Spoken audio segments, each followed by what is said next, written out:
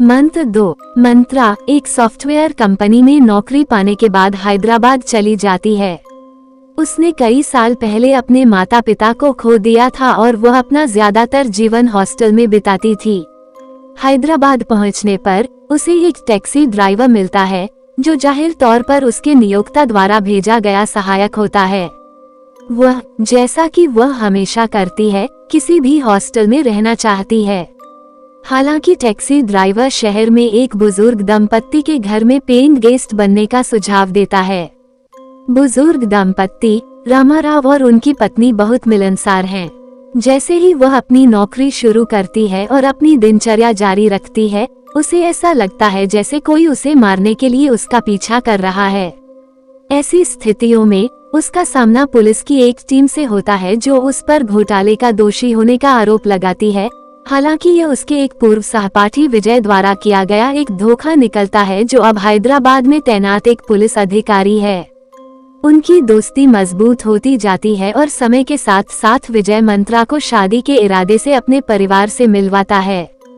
साथ ही मंत्रा उन लोगों से मुठभेड़ के अपने अनुभवों के बारे में बताती है जो उसे मारने की कोशिश कर रहे हैं।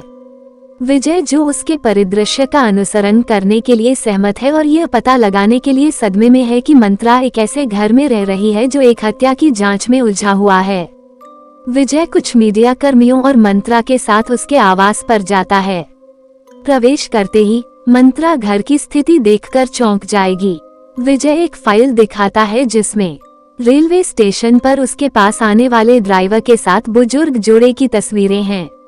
हालांकि विजय को लगता है कि मंत्रा घर में रहने का भ्रम कर रही है, लेकिन वह अपने कमरे में अपना सामान और दस्तावेज दिखाकर अपने रहने का प्रमाण देती है। अन्य लोग समझते हैं कि मंत्रा भूतों से भरे घर में रह रही है और भागने की कोशिश करते हैं। उनकी योजना विफल हो जाती है क्योंकि दरवाजे बंद हो जाते हैं और उनका भागना मुश्किल हो जाता है। वे तुरंत बाहरी दुनिया से किसी को बुलाने की कोशिश करते हैं, लेकिन मंत्रा उन्हें बताती है कि घर में कोई भी रिसेप्शन नहीं मिलता है, जिसका अनुभव वह अपने रहने के दौरान करती है। अब घर में अवरुद्ध वे बाहर निकलने का रास्ता खोजने की कोशिश करते हैं। भूतिया उपस्थिति एक के बाद एक को मारना शुरू कर देती है। विजय को पता चलता है कि उनमें से एक को केवल मंत्रा की तस्वीर को देखने के सदमे से मार दिया जाता है। फिर भूतिया उपस्थिति एक पत्र के माध्यम से खुलासा करती है कि मंत्रा वास्तव में उनकी बेटी है जो जुड़वा है। मंत्रा बुजुर्ग दंपति के पारिवारिक मित्रों की बेटी के रूप में बड़ी हुई क्योंकि उनकी संतान जन्म के दौरान उसी समय मर जाती है जब उन्हें जुड़वा बच्चों मंत्रा और अंजलि का आशीर्वाद मिलता है।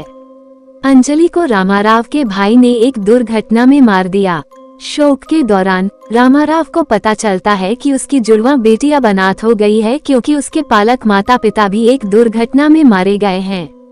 रामाराव अपनी पत्नी को दूसरी बेटी के बारे में बताता है और वे उसे अपनी बेटी के रूप में उनके साथ रहने के लिए आमंत्रित करने और उसे अपनी सारी संपत्ति देने के लिए सहमत होते हैं। अपने भाई के इस इरादे को जानने पर रामाराव का छोटा भाई रामाराव और उसकी पत्नी को मारने की योजना बनाता है। मंता घर में रहती है जो उसे रामाराव के भाई के लिए आसान लक्ष्य बनाती है। विजय और मंत्रा के घर से निकलने से ठीक पहले रामाराव का भाई दरवाजा खोलता है और अपनी हत्या की योजना का खुलासा करता है। रामाराव की आत्मा मंत्रा पर कब्जा कर लेती है और अपने भाई को मार देती है। विजय और मंत्रा एक दूसरे को गले लगाते हैं और घर से निकल जाते हैं।